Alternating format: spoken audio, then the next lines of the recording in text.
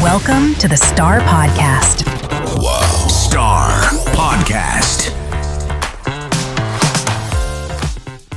Welcome to the Star Podcast, hosted by Nat. Each week, we share tips and stories from safety, trucking, and recruitment, and everything in between. Listen now. Welcome back to another episode of the Star Podcast. Today I get to sit down with Candace Larsen, who's the Executive Director of One Bowl. And One Bowl is an end-to-end First Nations housing solution which provide culturally appropriate, affordable, and efficient homes. But the way that Candace shares the information, it's so much more than that. And she's so great to speak to because you can really see and hear the passion that she has for her work and for the people that she's working with. So it was really nice to get to know a little bit more about her. She has a really interesting background and she's just a great person. Loved getting to sit down and speak with her and learn more about One Bowl. So please listen now. All right. So I just want to thank you so much for joining us today. I'm excited to learn a little bit more about you and about One Bowl. So welcome. Thank you so much for having us, Leslie. I really appreciate it. Yeah. So I was hoping to get started for anyone who's not familiar with you, if you can share a little bit about yourself, how you got to where you are today, like some career highlight type things, that would be great. Absolutely. So my name is Candace Larsen. Currently, I'm the Executive Director of One Bowl Housing Corporation, but I say that my career started long ago with kind of my early stages. I started in marketing, public relations, like 13, 14, 15 in the industry, working for different companies. Then really my exchanges were key. So I actually studied abroad multiple times through both high school and university while I was completing a bachelor's of international business. Those exchanges were pivotal in a lot of kind of what I do today and how I engage and interact in my current job. And then out of university, I went actually straight into the industrial sector. Again, marketing, public relations, but that allowed me to be face-to-face in community. So doing a lot of hiring events, working directly with community members day in and day out. Those pieces were pivotal in shaping not only how we operate One Bowl, but also in just getting me into this role currently. Yeah, you've had a very full career already and you're still very young. So that's awesome. So can you share a little bit, for anyone who doesn't know, you mentioned One Bowl, but can you share a little bit about One Bowl and what you do? Absolutely. So One Bowl as an organization is actually a nonprofit social enterprise. So we were started by 3 First Nations communities, so Chapleau Cree, Missinabee Cree, and Brunswick House First Nation, along with their collective economic development corporation as well, Wacotwin. So they all came together really looking to find higher quality housing solutions, so trying to step away from drag and drop factory built homes that were coming into community, and they were trying to step into a housing system or solution that actually trained community members and tapped into local businesses. So as a nonprofit social enterprise, we use thermal log technology, like the homes you can see in my background here. And we use this technology to actually build high quality, culturally and climatically appropriate homes directly within nations. That's actually where Nat comes into our partnership as well, because we actually do all of our health and safety training directly on site in community with Nat and with all of your safety teams. And then through that program, we teach community members how to build their own homes. The idea there, awesome. Yeah, so the idea there being that we're decreasing long-term dependency on external skilled workforces while we're also increasing the quality and quantity of housing that's coming into communities. So you've thought of it from all of the angles. That's amazing. We've tried to, and it stemmed a lot with my past as well, of seeing that a lot of times I saw community members kind of being told that, well, you don't have the conventional training needed to, let's say, get into mining or get into the industrial sector. So go and get that training and then come back and apply again. Or individuals being told they don't have the job experience.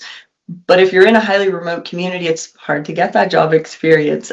And it's hard to get that training oftentimes as well. So I took a lot of my past experience and said, okay, what can we do going forward with One Bowl that can provide that base level, let's say, health and safety training for individuals to be job ready, and then go one step further to provide employment and provide training on site that can count as really your job experience as well as you go forward. So idea there, you're either employed long-term with One Bowl or one of our partners, or you have the skills and the experience needed to go into the industrial sector in a different way. Oh, that's so great. That's amazing. That must be very rewarding, being able to provide those skills and have those people be able to get jobs and things like that. That's amazing.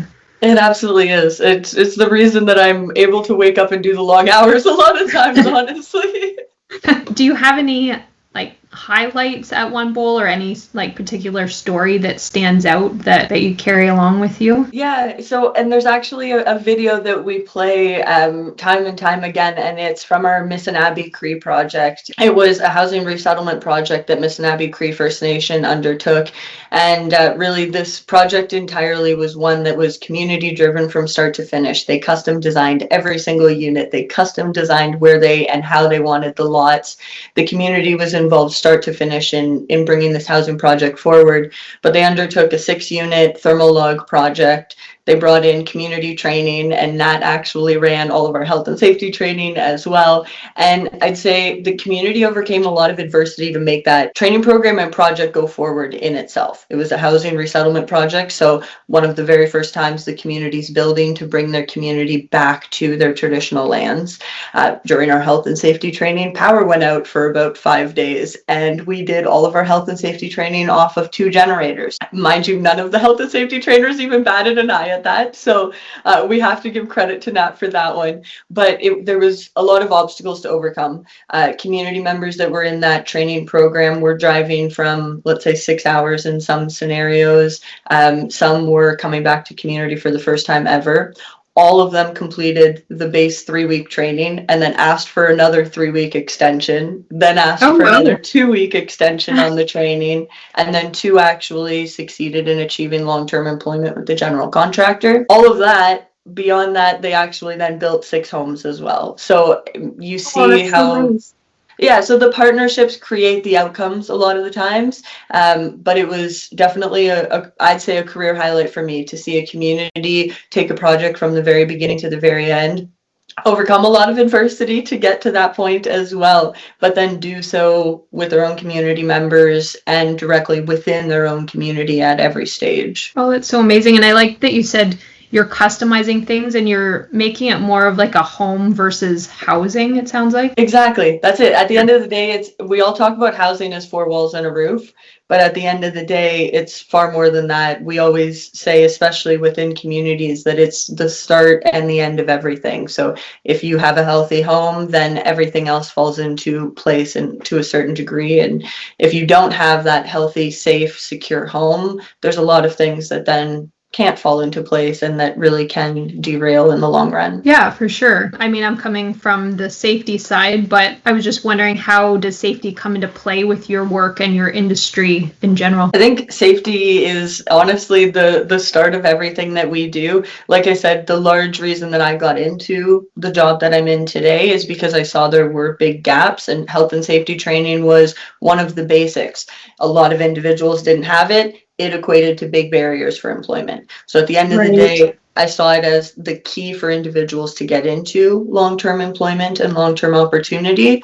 When we look at thermal log training, I can't start thermal log training until individuals pass health and safety training. And that is because we're on active construction sites. You need to know the basics, and you need to have that safety mindset going into everything that we do. So for us, it's the start of everything, and we see a lot of individuals understanding it now. We had Missinabie training program. The individual said, can we do a level 2 health and safety? Could we do like advanced first aid and some heavy machinery training? And so everyone's seeing the value in it, especially when they're on a construction site, especially with thermal log technology, where a lot of individuals are green, having never been in the trades before. You're needing to learn the basics from the ground up before you can start building a home from the ground up. Absolutely. So I reached out to Sam Clark because you deal a lot with Sam, and I just said, is there anything that you'd like to ask Candace while I have her on the podcast? And she said, why do you love what you do? That was her question. I liked it. Well, I'm going to say Samantha knew that one would make me tear up. If she asked that question. I love what I do because I get to see the outcomes every day in so many different aspects. So you're not sitting at a desk. I'm the executive director, but I'm on site every day. We're building the homes with our own hands. Last year I was driving individuals to training programs in the morning. And so you get to see their progression through the program. You get to see the positive impacts. You see communities coming back and wanting to build more. You see individuals. I had one individual come up to me and say that it's the first year that he was able to buy his wife a Valentine's present because it was the first year that he had extra income because it was his first time being fully employed and not on any assistance that's then restricting the dollars he has to spend.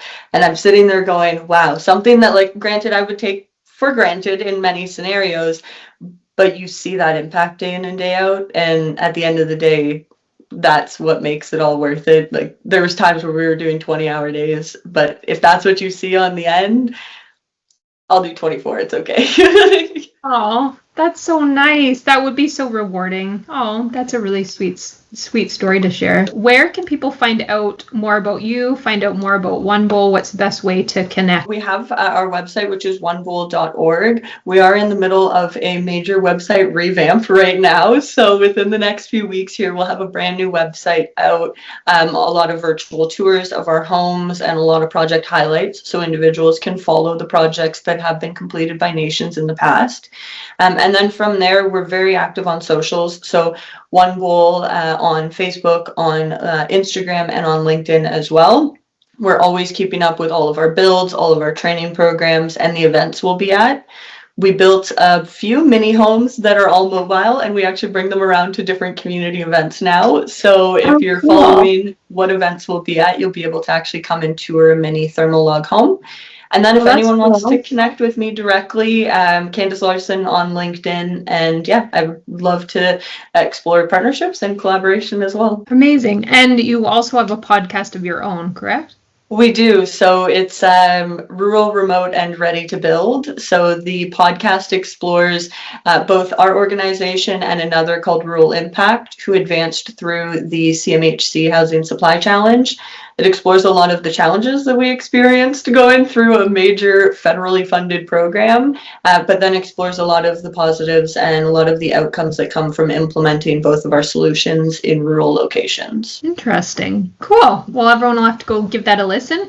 Is there anything else you wanted to add? Anything I didn't ask that you wanted to share with everyone? Maybe I would end it just with that we're really proud and happy to be a partner with Matt at the end of the day, and so happy to be on the podcast today as well. But we can't stress enough that as One Bowl, we're not every stage of the supply chain, but we have the partners who are those pivotal players at each stage.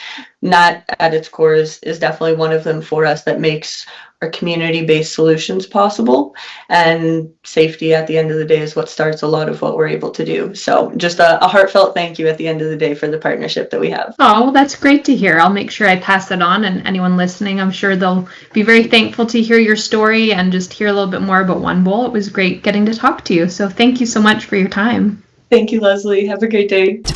Whoa. Star Podcast.